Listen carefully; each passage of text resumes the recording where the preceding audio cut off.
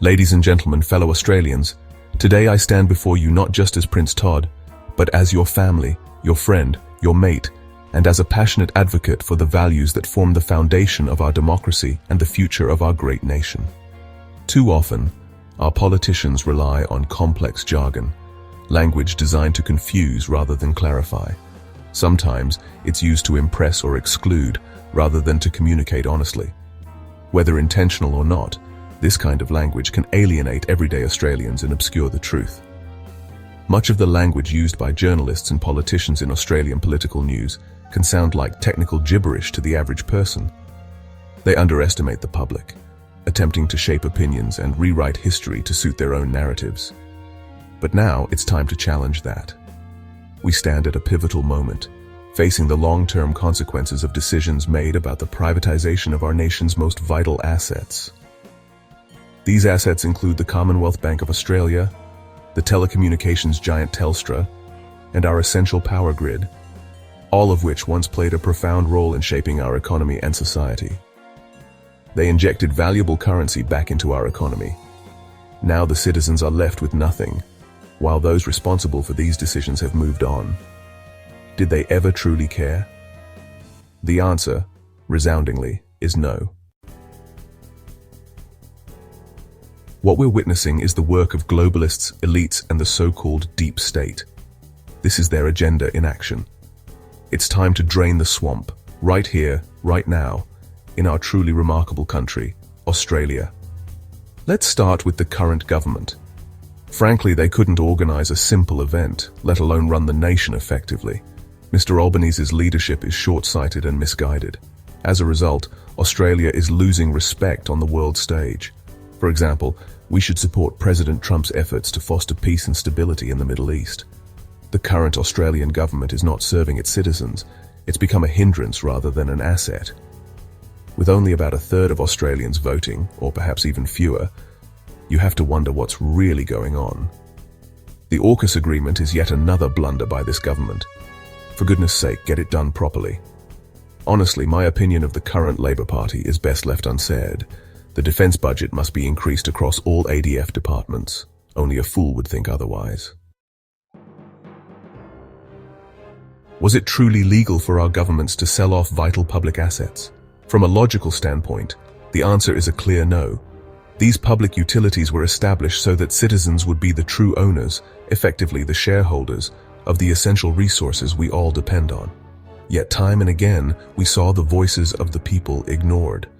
We must scrutinize the issue of governance, where poor leadership allowed corporate interests to override the will of the citizens they were meant to represent. Why then were such consequential decisions never put to a public vote, decisions that impacted every one of us? The government should serve as caretakers for the people, not as owners of these essential utilities. The actions taken were not only unethical, they were fundamentally wrong. Let's start with the story of the Commonwealth Bank. The Australian government privatised the Commonwealth Bank in 3 stages, ultimately raising a total of $8.1 billion. The first share offer, in 1991, was valued at $1.292 billion. The second, in 1993, brought in $1.7 billion. The final sale, in 1996, fetched $5 billion. This was the largest privatization in Australia's finance sector, carried out through public offerings and a buyback scheme. The government received just over $1 billion for shares it repurchased. In total, 399 million shares were offered to the public. Investors paid an initial amount, followed by a final installment. But who were these investors, and who truly benefited from the sale of such a profitable public asset? The Commonwealth Bank, once a cornerstone of public finance, began its privatization in 1991 under the Hawke-Keating Labour government. The process unfolded in stages, concluding in 1996. Proponents argued privatization would drive efficiency and improve financial performance. Yet many Australians felt their interests were ignored. The decision to privatize such a vital national asset, without a direct mandate from the people, raises important questions about the integrity of our governance. The debate remains heated to this day. Should our public institutions remain in the hands of the people, serving all Australians, or can we trust the private sector to put the public good first? For many, the answer is a resounding no. Let's now focus on Telstra, a company that was once fully owned by the Australian public. The complete sale of Telstra shares brought in $15.5 billion for the federal government. In 2024, Telstra Corporation Limited reported total revenue in Australia of approximately $22.9 billion, a modest increase from the previous year's $22.7 billion. The privatization process began in earnest under the Liberal government in 1997, with the final shares sold by 2006.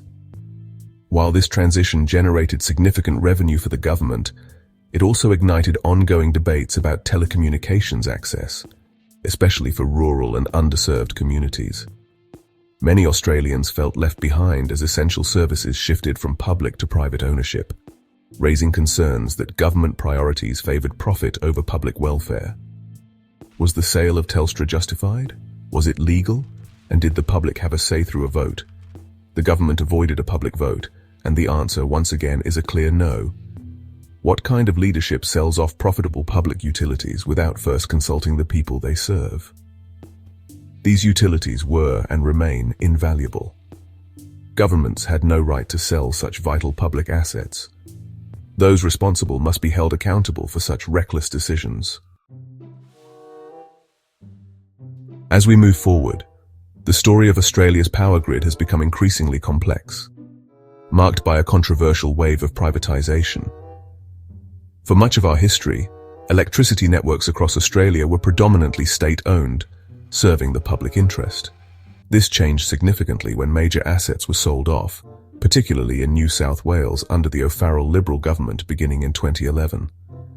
The move sparked widespread public debate, with many Australians voicing concerns over rising costs, service reliability, and equitable access to these essential services. Privatising such a vital infrastructure, often against the wishes of the public, has deepened the divide between the privileged few and the broader population, fueling public frustration. These decisions highlight profound ideological differences, frequently reflecting the contrasting philosophies of the Labor and Liberal parties. The Labor Party has long advocated for public ownership, aiming to safeguard the interests of all Australians. In contrast, the Liberal Party supports privatisation, promoting competition and efficiency as key benefits. Influential leaders such as Paul Keating, John Howard, and Mike Baird have each played pivotal roles in shaping the fate of our national assets, leaving a lasting impact on Australia's future. As we witness the far-reaching consequences of these changes shaping our nation's future, it is essential to reflect on the core values that unite us as Australians: fairness and the right to access vital services. The privatisation of essential services calls for our vigilance and active participation. We must weigh not only the financial impacts, but also our shared social responsibility to one another. Our decisions today shape the future for generations to come. By looking to our past, we can learn valuable lessons and avoid repeating mistakes. If these actions were driven by a deliberate agenda, accountability is crucial. No one should be above responsibility for harming their fellow citizens. While we cannot change the past, we have the power to shape the future. I encourage each of you to take an active role in this vital issue. Engage with your representatives, participate in community discussions, and hold your leaders accountable for their decisions. Together, we have the power to influence policies that prioritize the well-being of all Australians, not just a privileged few. This is our opportunity to ensure that Australia's vital institutions and resources remain accessible, efficient, and truly serve the people. Let us come together in pursuit of a future where essential services continue to benefit the common good, where public assets remain in public hands, protected for generations to come. Thank you for your steadfast commitment to building a better society and a brighter future for us all. Together we can safeguard our democracy and work towards an Australia that truly reflects our highest ideals and aspirations. Thank you. Prince Todd.